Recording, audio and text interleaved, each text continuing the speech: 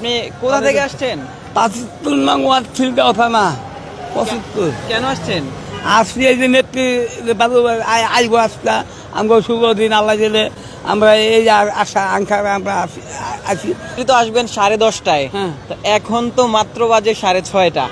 এখন আপনি যে কি ফজর নামাজ পড়ছেন? ফজর নামাজ পড়ছি। আমি ফজর নামাজ পড়ে চলে আসছি।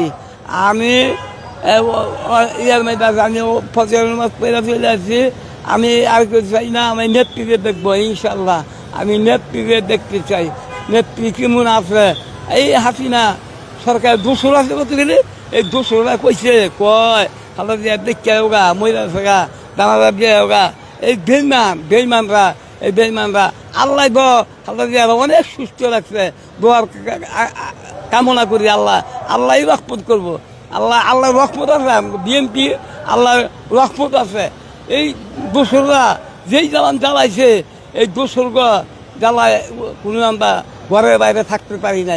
আমরা অনেক কষ্টের মধ্যে আছি। চাই আমরা এই এই দোসর জ্বালায় আমরা কোনোই করতে পারি না। আমরা বয়স কত? বয়স এই 80 দিয়েছিলেন, সাংবাদিক হয়ে 80 দিয়েছি।